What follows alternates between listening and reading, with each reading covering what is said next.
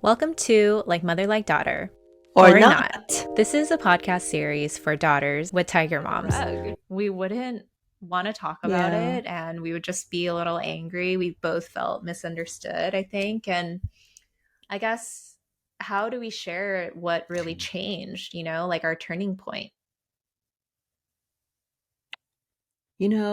I think that it had to do a lot with my receiving therapy. I mean, Mm-hmm. I received my first therapy session at the ripe old age of 59. And when that happened, it opened up a can of worms. Mm-hmm. Actually, it was more like me being thrown into a snake pit. And for various reasons, like I had to take a break from therapy because I got really busy trying to rectify my financial situation all over again. Mm-hmm. And, at that time before therapy, and even right after the first, 7, 8 sessions of therapy, I thought it was somehow easier to live a quote happy life with the super painful memories deeply buried, like I had lived all of my Mm-hmm. life. But, fast forward many more years to today, and I've realized that I've been in survival mode my entire life. I never had a Mm-hmm. childhood, and I finally woken up, and now I'm embarking on discovering my authentic self. I want to no longer be a victim, and I really aim to become the victor of my own life. It sounded like it was really painful to face the fact that you were living in survival mode. So, how did that progress, or how did that discovery of knowing that you have been living in survival mode, how did that come about? And was it an easy realization? No, because really, I put all of my painful childhood and my life um, in a deeply, deeply buried, um, enclosed, locked Mm-hmm. away kind of a crypt. I just knew the chronological age at which things happened, but I really did not face the consequences of my childhood, and I really wish that I had known about all how the emotional trauma and my mental outlook on life and everything, how my childhood affected it to this day. I'm like still shocked at how all of those the old things from 6 decades ago could still affect my emotional being and everything. Yeah. Mm-hmm. So I'm really glad that I finally got it out. You now see this bigger picture of how your life decisions were kind of threaded through from the basis that you had no childhood, right? And that a Yeah. lot of these Yeah. decisions that you were making, whether it be in your career, whether it be in your relationships, whether it be in female friendships, everything, how it's all really interconnected. Yeah. Yeah. Hmm. Yeah. So was I so I was mean, ignorance bliss then? of course not. I mean, it was bliss because you don't really think about it. Uh-huh. So, but I want the world to know that ignorance is not bliss and that Mm-hmm. progress is super messy and very painful.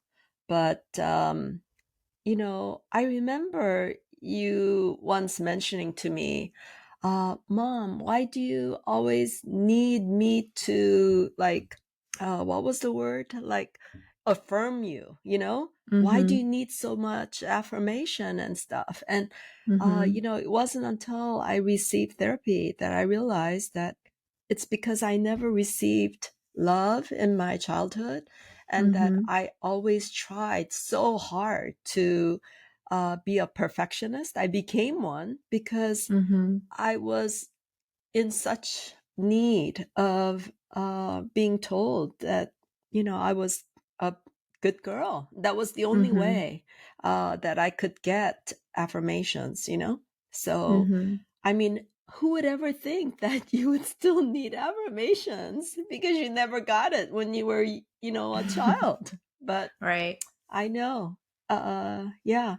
But but I really should talk about the fact that you were alongside me during this entire transformational journey that I've gone through. And you've Mm. really helped me each and every step of the way.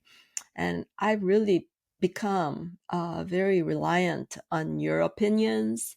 And I truly accept and respect you as my adult peer. And, Mm. with that, I'm passing it on to my lovely daughter. Passing what on? I guess, yeah, I mean, that's really sweet. And yep, we've come a really, really long way. It didn't always feel that way. And I think, you had mentioned just how you've kind of got to your turning point. And I want to connect that to it's a chicken or the egg situation, right? It was like you went through your own process of realization and self healing journey. And I did too. I think that my turning point in why I began to kind of see our relationship differently or see you differently was because I began to go to therapy too when I was mid 20s. So, right when you and dad got a divorce, my core values were really shaken. And for a few years, I, I feel like I was in survival mode. I don't really remember the first few years when I moved to New York from LA. It was a big life decision. And I kind of just was exploring, having fun, and avoiding. So I see a lot of similarities in kind of how I dealt with things too. I dated a lot of men with avoidant attachment styles, and I didn't want to bring to light a lot of the issues I had. Um, and I guess I just really threw myself in working career, but when things kind of changed for us, it was yeah, when I started to go to therapy and I was being asked these questions from my therapist, like what are my values? How am I feeling right now? And just trying to better understand patterns, larger patterns that I've been seeing. And one large pattern that I saw was, you know, just to get in on it, resentment towards you, towards family, I guess the disconnection of the definition of family after the divorce. And, we were all kind of living in our own silos after the divorce, and we didn't come back together to redefine what family meant in our new environments. And so there was a lot of contention at that time, right? So, like, I grew up Yeah. very traditional nuclear household. You were my role model. But then I began to really talk back. I was like disagreeing with your opinions, and I kept asking you, like, why do you keep making every problem about your childhood? Like, you and I would just be having like a simple problem, and you'd be like, well, this and that about my childhood. And I'm like, this is about dishes. but but I think I've told you before, but I mean, my daughter had transformed into a literal porcupine. I mean, what in the world did you have to complain about, it And was, it I came to from answer you. that, I I know, to answer your question, I guess I kept on talking about my stuff because it was unresolved, Mm, So hmm. I'm really glad that you really encouraged me to continue with therapy. And it really wasn't until I could see how. Do you remember that one day I woke up? I never slept Hmm. because I was so ashamed Mm, why I had taken all this BS in my marriage, hmm. And I Hmm. was so ashamed why a smart woman like myself uh, Mm. would live her life like that. And Right. I went to therapy, and the therapist told me, hey, you shouldn't be the one that's ashamed. And Mm-hmm. it really helped to heal me. And Mm-hmm. yeah. I love that. I mean, okay, let's first of all, go mom for affirming yourself. You are a beautiful, intelligent, self made woman. Okay. You don't need me to tell you that. You said it yourself. I'm just echoing what you said. But also, I want to talk about how historically in Korean culture, you ask kind of like, why did I withstand this type of behavior? And I kind of want to go into how culture impacted how you had to chamo. Like mom, what does Yeah. chamo mean? You know, I mean, I really have to go back to talk about that. Historically in Korean culture, you just don't talk about all of these things that we're Mm-hmm. talking about. I mean, there's such a level of secrecy. You only talk about all the good stuff. You brag about your children, you brag about your husband, you brag Mm-hmm. about your grandchildren. And there is such a level of stoicism um, in our Asian culture. We just Mm-hmm. accept everything that's happened in the past. You don't try to unearth it or process it or understand how our childhood led us to this point as adults. Mm-hmm. And whenever a child would cry or even speak emotionally, or let alone adults, if they do that, there's a phrase called chamo, which directly translates to, hey, just put up with it, endure it, and be patient. Mm-hmm. Just, Mm-hmm. work through it. Mm-hmm. And Don't complain I about it. right.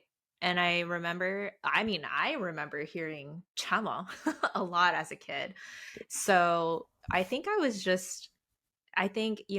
at some point in time, people, myself, you, general population, we just overflow. We're so sick and tired of chamoing, like I think for me, I don't know if I wanted to talk about your issues specifically, but I wanted you to address your issues.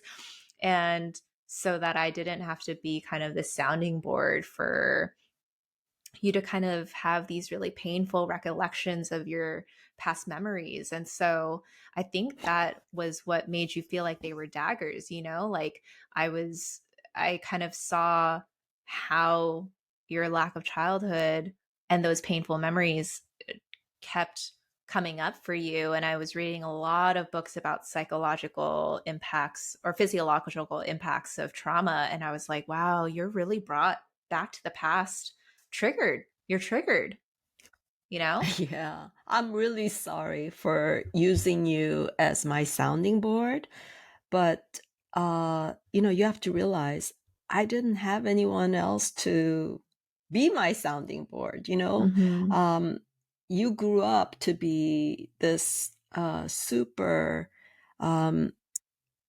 understanding, being. And Mm-hmm. I'm sorry, but at the beginning, whenever you would say, quote, intergenerational trauma, end quote, I would feel really badly about it, like it was my Mm-hmm. fault.